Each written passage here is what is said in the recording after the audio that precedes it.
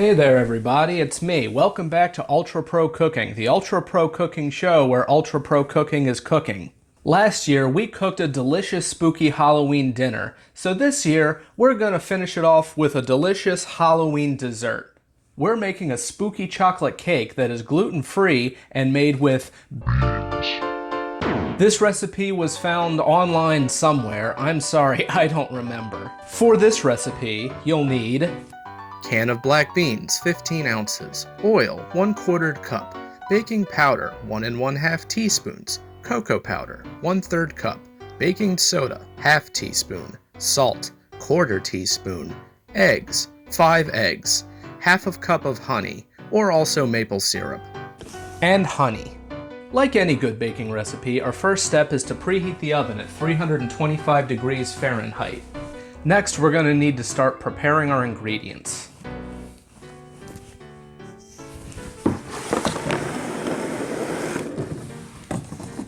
First step of preparation is to open our can of black beans. The beans are in there. And that canned water is not good. The recipe demands that the beans be drained. Not only drained, but rinsed. Now we will toss the beans into the processor.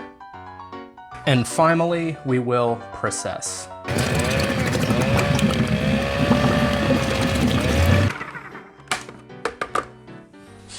Doesn't that smell like cooked canned? We'll add the bean puree into a bowl. With our bean puree in a bowl, we will now add the dry ingredients. Dry ingredients in this situation are the cocoa powder, the baking soda, and the salt.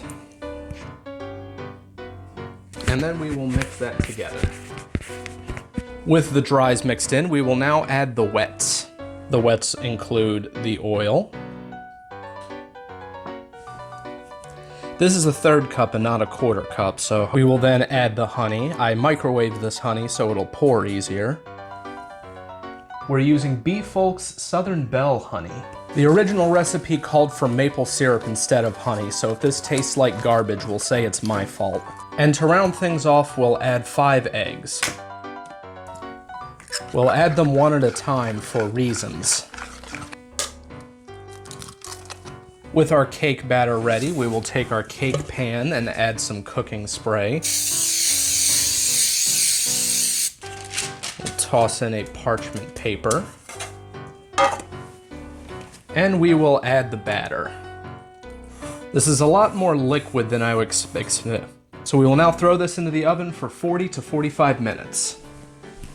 While that's cooking, let's speculate about how we think this cake will taste. I remember we did a mayonnaise cake a while back, and I thought that would taste bad, but it didn't taste too terrible. I think the same thing with this one. I think it will be fine.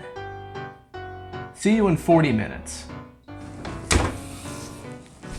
So it's been 41 minutes, and there's our cake fresh out of the oven. So now we have to leave this to cool in the pan for, quote, a very long time. I don't know how long that is, but let's go with 2 hours and see how we feel after that. See you in 2 hours. I know I said I'll see you in 2 hours, but it's been 45 minutes and I am famously impatient. So we're gonna see if we can remove this now. Ah! There we go.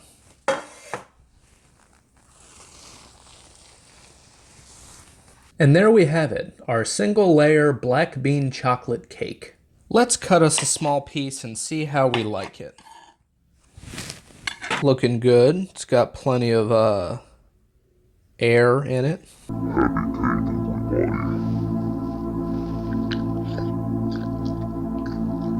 I must say, I am a little disappointed. You can still taste the beans, and the beans do not taste great in cake form. The sweetness is not there, the chocolateness is not there. With the mayonnaise cake, I was actually more impressed with that, even though I made that incorrectly. With this, I made it correctly, and it's still not good. I would give this cake a... We'll say it's my fault. I was legitimately excited about it because the whole thing was very low-cal, and it would be nice to have a gluten-free option for those who are inclined for that sort of thing. But this is not the way. I could be biased because the cake is still warm, so maybe I'll cool it off and I'll have a text flash saying if it's any better cold. Hi, it's Future Dalton on his phone. I'm calling to let you all know that after refrigerating for a couple hours, the bean taste is completely gone, and the sweetness and the chocolateness have really shined through. So don't listen to anything I said in that epilogue. But as it stands right now, I would give this cake a no good. That's about all I had to say. Happy Halloween, and goodbye.